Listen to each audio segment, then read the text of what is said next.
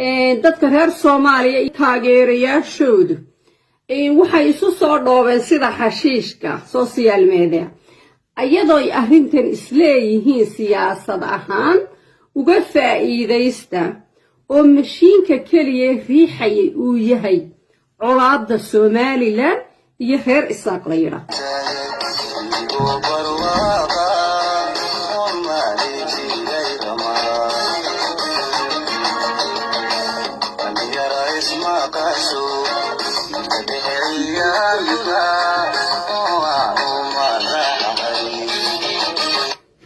السلام عليكم ورحمة الله وبركاته مدرسة سوماليلاند waa idin salaamay meel kasto aad joogtaan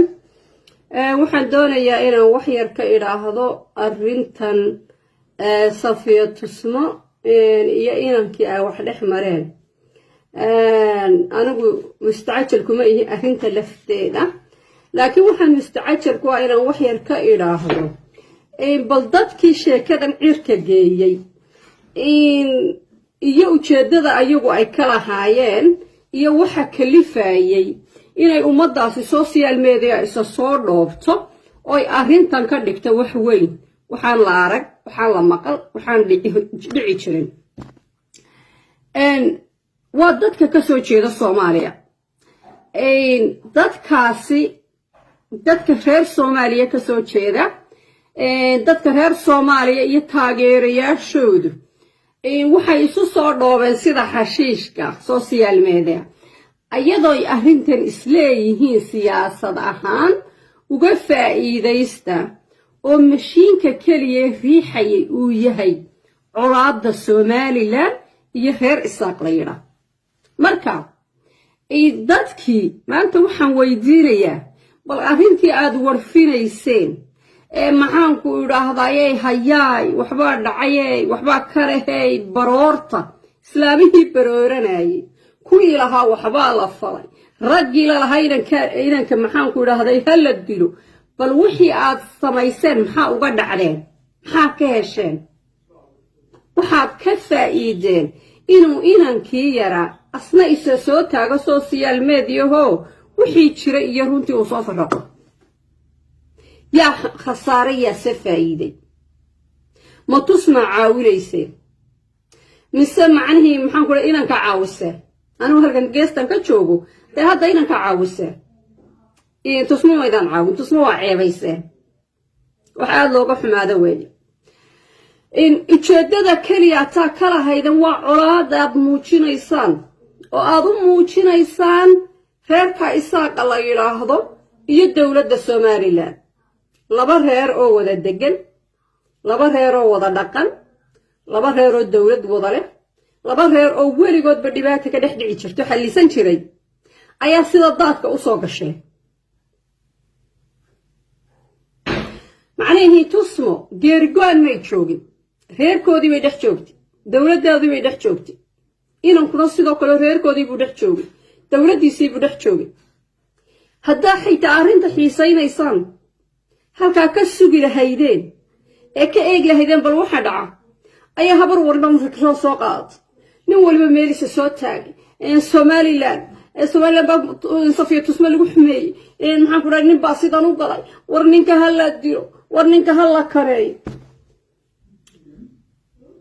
Saudiga ma idaan raadicin ha fayde Safiya reerkay ka dhalatay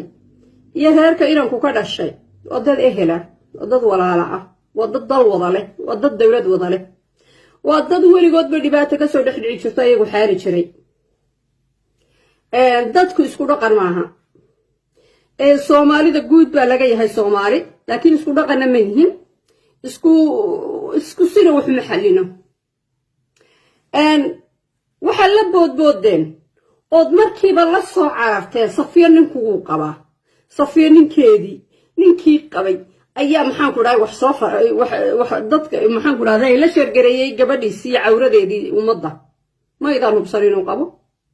ma idaan hubsan inuu yahay waxa soo daayay laba wax baa idin wada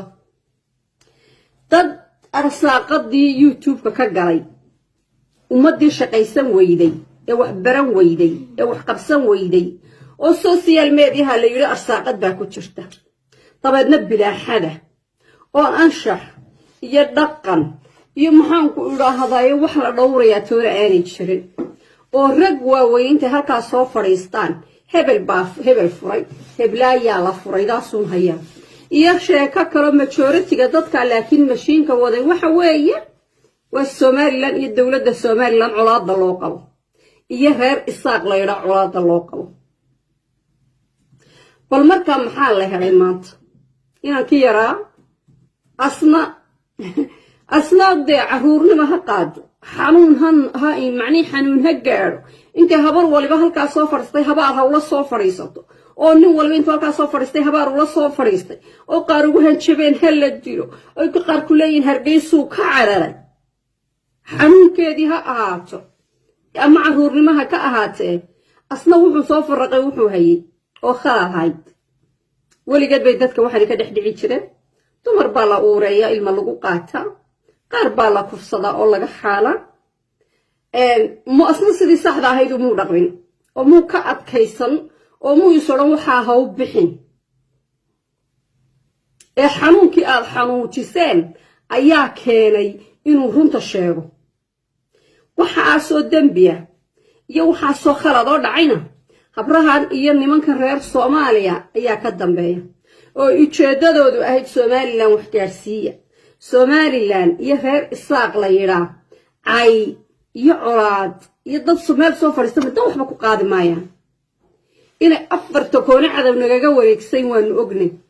isaaqnimada Somaliland darnimada intaba cudud iyo caqli baan ku difaacayna waxa aad ka qaadi kartaan ma jirto cid aad wax ka qaadeen maanta ma jirto qofka kaliya ee daawac gaarsiiseen ee dhibaatayseen waa Safiya Tusmo oo u qalmaynin inaad dhibaatada gaarsiisaan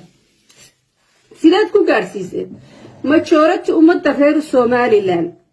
beerkay ka dhigtay umay bixin may ka hadlin ilaa iyo marka sheekada gaarsiiseen hala dilo ninka hala dilo maxaan ku dhahdaa hala soo qabto war ninkii ma la soo qabta habar walba inta meel soo fadhiistay kuleeda war ninkii ma la soo qabta nin ciida galo oo Hargeysa jooga badeeda ma la soo qabta fararqa joojiya haweeye waxaan ku faraxsanahay inay Somaliland cadaalad ka jirto in inankii labadiiba inta la qabtay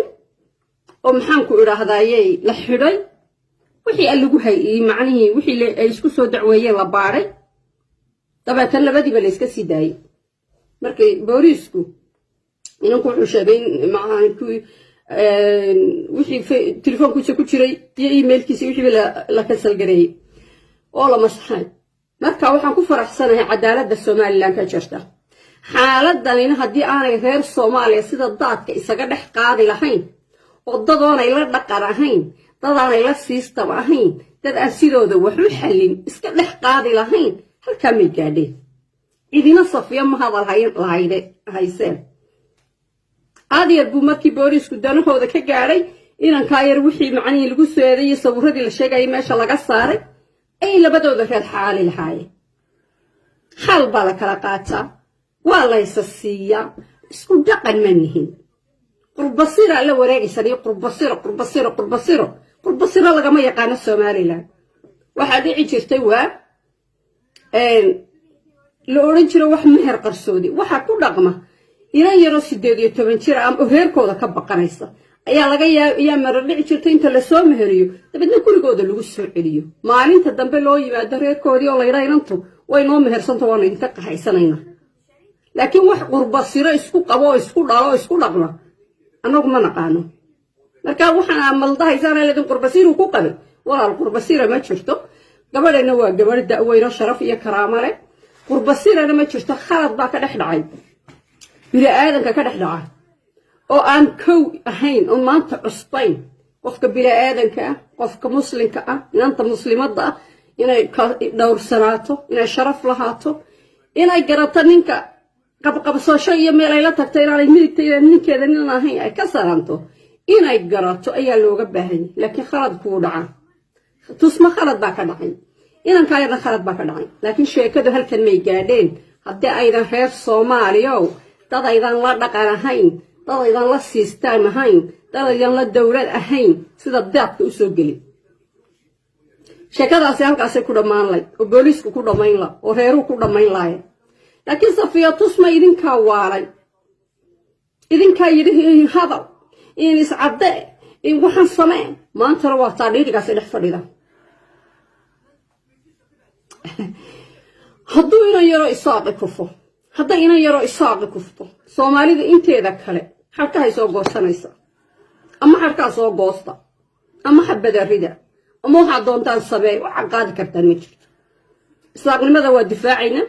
Soomaaliland darnimadana waa difaacayna marka cidka anaga nagu soo dumiye laakiin haweenka aad ceebaynaysan isku dhaqan manihin isku system manihin isku dawlad manihin isku dhaqan inaan ahayn waxa ku cadaynaysa waxay dumarkiina lagu tumaayay sharafta iyo karaamadu ay ka hadlayaan ay ku hadlayaan maxay ku hadlayaan ragiina u sacabtumayaan bal gabadhii wariyad ahayd maxay ku hadashay maxay tiri wisbi soo maaha marka walaalayaal isku dhaqan manihin umada Ilaahay dhibaatadu waa ka dhex dhacdaa dumar baa ilma lagu qaataa laakiin system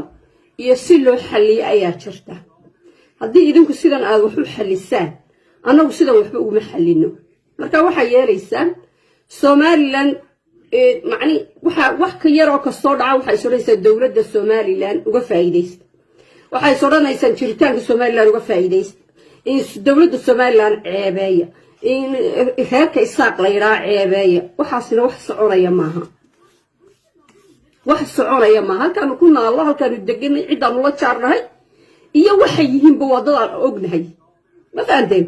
marka khayr